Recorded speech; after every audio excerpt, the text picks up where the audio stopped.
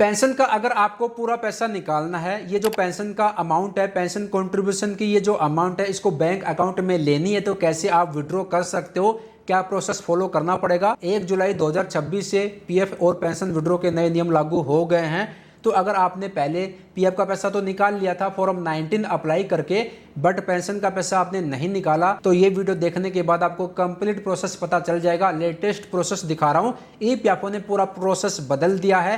क्या process follow करना पड़ेगा आपको, क्या पेंशन का पैसा एडवांस में निकाल सकते हैं या फिर पूरा पेंशन का पैसा निकालने के लिए हमें कितना वेट करना पड़ेगा, A to Z जानकारी आपको मिलेगी इस वीडियो में। और कौन सी वो गलती है जो आपको नहीं करनी, अदरवाइज पेंशन का पैसा कम आएगा आपके बैंक अकाउंट में। तो चलो भाई, सारे मुद्दे की बात करेंगे इस वीडियो में, तो इस वीडियो में आगे बढ़ते हैं। तो देखो यार, पेंशन का पैसा निकालने के लिए सबसे पहले ईपीएफओ का ये जो यूएन मेंबर का पोर्टल है, इसको ओपन करना है। बाकी इसका लिंक मैंने वीडियो के डिस्क्रिप्शन में दे दिया है।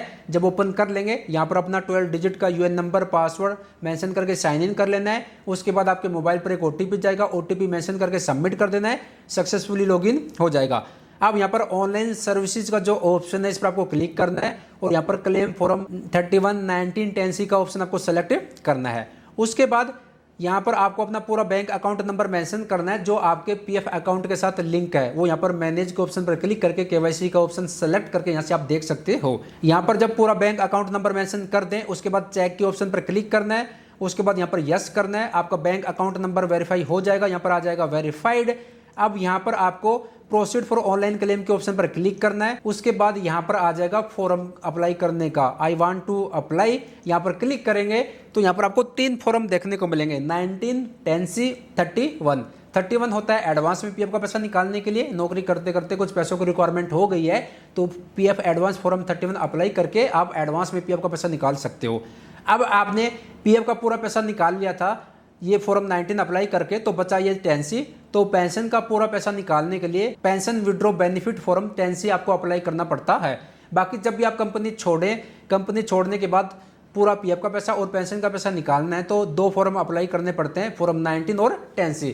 अब एग्जाम्पल एक उदाहरण लेके चलते हैं। आपने फॉर्म 19 अप्लाई करके पूरा पीएफ का पैसा निकाल लिया था, अब पेंशन का पैसा निकालना है तो यहाँ पर आपको simple pension withdraw benefit form 10C आपको सेलेक्ट करना है। जैसे ये सेलेक्ट करेंगे उसके बाद यहाँ पर आ जाएगा आपका कंप्लीट एड्रेस जो आपके पीएफ अकाउंट में रहेगा, वो कंप्लीट एड्रेस यहाँ पर आ जाएगा। इसको कुछ भी नहीं छेड़ना, ठीक है। उसके बाद यहाँ पर आ जाएगा आपका मेंबर आईडी। यहाँ पर 1995 में से पहले अगर आपकी सर्विस रही थी तो उसकी डिटेल यहाँ पर आ जाएगी। 95 से पहले एफपीएस स्कीम चलती थी ईपीएफओ की, यानी कि फैमिली पेंशन स्कीम। तो अगर उसके मेंबर थे आप तो उसकी डिटेल यहाँ पर आ जाएगी। अगर मेंबर नहीं रहेंगे तो यहाँ पर आ जाएगा नो सर्विस अप टू 15/11/1995, ठीक है। अब दूसरे नंबर पर है यहाँ पर आपका पेंशन ईपीएस, जिसका पैसा आप विड्रॉ करने जा रहे हो। अगर आपकी सर्विस 1995 के बाद से रहती है तो आप ईपीएस 95 पेंशन स्कीम के मेंबर रहते हैं तो उसकी डिटेल यहाँ पर दिखा देगा। आपकी डेट ऑफ ज्वाइनिंग ईपीएस यहाँ पर दिखा देगा, डेट ऑफ एग्जिट ईपीएस यहाँ पर दिखा देगा। अगर कुछ एनसीपी डेज रहेंगे तो वो यहाँ पर दिखा देगा, अगर नहीं रहेंगे तो यहाँ पर माइनस माइनस हो जाएगा। एनसीपी का मतलब होता है कि भाई यहाँ पर अगर एनसीपी डेज 2 दिन आता है, 5 दिन आता है, तो मतलब आपने इतने दिन की छुट्टी आपने ली थी, इतने दिन का कॉन्ट्रीब्यूशन आपके पीएफ अकाउंट में जमा नहीं हुआ। तो हमारा यहाँ पर जो है कुछ भी नहीं दिखा रहा, यानी कि एनसीपी डेज हमारा बिल्कुल 0 है, ठीक है। तो यहाँ पर आपकी सर्विस आ जाएगी। अब यहाँ पर देखिए, अब यहाँ पर एक ऑप्शन है, do you wish to upload scheme certificate. अगर आपके पास कोई स्कीम सर्टिफिकेट है तो यहाँ पर हाँ यस कीजिए, अगर नहीं है तो नो कीजिए। तो अगर आपके पास स्कीम सर्टिफिकेट है तो यहाँ पर यस करेंगे, हाँ करेंगे तो यहाँ पर आ जाएगा उसका पीएफ मेंबर आईडी देनी रहेगी और स्कीम सर्टिफिकेट नंबर देना रहेगा। यहाँ पर मेंबर नाम और उस पर जेंडर सेलेक्ट करके डेट ऑफ बर्थ मेंशन करके यहाँ पर डिटेल आप सेव कर लीजिए। अगर आपके पास स्कीम सर्टिफिकेट नहीं है तो यहाँ पर नहीं, नो के ऑप्शन पर आपको क्लिक करना है तो ये ऑप्शन हट जाएगा, ठीक है जी। उसके बाद यहाँ पर टिक करना है। टिक करने के बाद यहाँ पर गेट आधार ओटीपी के ऑप्शन पर क्लिक करना है। आपके मोबाइल पर ओटीपी जाएगा, यहाँ पर आगे प्लीज वेट और ओटीपी चला जाएगा। ओटीपी सिंपल यहाँ पर मेंशन करना है। जब यहाँ पर ओटीपी मेंशन कर दें उसके बाद validate OTP and submit claim के ऑप्शन पर क्लिक करना है। जैसे इस पर आप क्लिक करेंगे ओटीपी वेरीफाई होगा और आपका pension withdraw form 10C successfully submit हो जाएगा। Online claim submitted successfully. यहाँ पर आ गया OTP has been verified, pension withdraw benefit claim form submitted successfully. तो इस तरह से पूरा पेंशन का पैसा निकालने के लिए फॉर्म 10C अप्लाई करना पड़ता है। अब देखो यार 1 जुलाई 2026 से पीएफ विड्रॉ के नए नियम लागू हो गए हैं। इसके तहत पेंशन का पैसा पहले भी एडवांस में नहीं निकाल सकते थे और अब भी एडवांस में तो नहीं निकलेगा।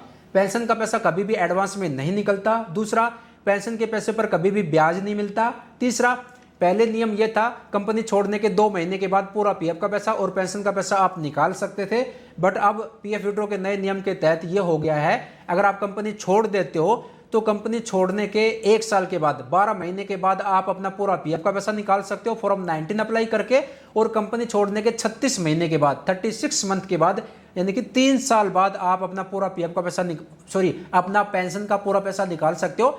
इसके लिए फॉर्म 10C अप्लाई करना पड़ता है। अब आप कहोगे कि भाई इनका डेट ऑफ एग्जिट ईपीएस 31/7/2024 है, तो इनको 25, 26, 27 31/7/2027 के बाद अप्लाई करना चाहिए था अगर 36 महीने का नियम लागू होता है तो, 3 साल का नियम लागू होता है तो। बट यहाँ पर मैंने अप्लाई किया क्योंकि हमें सिस्टम अलाउ कर रहा था अप्लाई करने के लिए, इसलिए मैंने अप्लाई किया। इन्होंने मेरे से कहा कि भाई अप्लाई कर दो, तो सिस्टम अलाउ कर रहा था तो मैंने अप्लाई कर दिया। अब देखो यार अगर आपको भी अलाउ कर रहा है तो आप कर दीजिए, क्या होगा, रिजेक्ट तो होगा, इससे ज़्यादा तो कुछ हो नहीं सकता। कोई ईपीएफओ आप पर फाइन तो नहीं मारेगा, रिजेक्ट ही तो होगा क्लेम, और इससे बदतर क्या होगा, कुछ नहीं होगा ना। तो आप अप्लाई कर दीजिए अगर इनका सिस्टम अलाउ कर रहा है तो। अगर बाय चांस अगर अप्रूव हो जाता है तो वेल डन है भाई, आपको 3 साल का वेट नहीं करना पड़ेगा, उससे पहले ही पेंशन का पूरा पैसा आपके बैंक अकाउंट में आ जाएगा।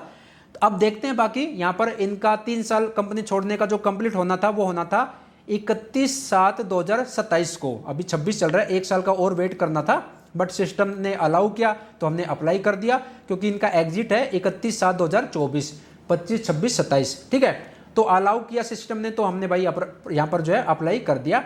तो अप्लाई अगर हो रहा है तो कर दीजिए, रिजेक्ट होगा तो आपको पता चल जाएगा कि भाई कब अप्लाई करना है। अगर अप्रूव हो जाता है तो वेल डन है, मजा आ जाएगा। तो ये कंप्लीट प्रोसेस है। और जब आप अप्लाई कर दें उसके बाद स्टेटस देखना है, ऑनलाइन सर्विसेज के ऑप्शन पर क्लिक करके ट्रैक क्लेम स्टेटस के ऑप्शन पर क्लिक करना है और फिर यहाँ पर दिखा देगा आपका स्टेटस। देखो हमने फॉर्म 10C अप्लाई किया, फॉर्म 19 पहले अप्लाई कर दिया था, अब 10C भी अप्लाई कर दिया क्योंकि सिस्टम ने अलाउ कर रहा था। सिस्टम फॉर्म 19 तो कंपनी छोड़ने के 1 साल के बाद अप्लाई कर सकते हैं, तो फॉर्म 19 में तो कोई दिक्कत नहीं है क्योंकि कंपनी छोड़े हुए 2 साल कंप्लीट हो गए हैं, ठीक है जी। पर पेंशन के पैसों के लिए अभी 3 साल नहीं हुए हैं, बट फिर भी अब सिस्टम अलाउ कर रहा था तो हमने अप्लाई कर दिया। तो फॉर्म 19 और 10 से हमने अप्लाई कर दिया है। आप देखते हैं क्लेम सेटल होता है या फिर रिजेक्ट होता है। बाकी जैसे क्लेम सेटल होगा या फिर रिजेक्ट होगा मैं आपको वीडियो के माध्यम से जानकारी दे दूंगा। तो ये एक कंप्लीट प्रोसेस है पेंशन का पूरा पैसा निकालने का। आई होप आपका डाउट क्लियर हो गया होगा। बाकी इस तरह की इन्फॉर्मेटिव वीडियो आपको आगे मिलती रहेगी। तो चैनल पर नए हैं तो चैनल को सब्सक्राइब जरूर कीजिएगा। मिलते जल्द एक नई जानकारी के साथ।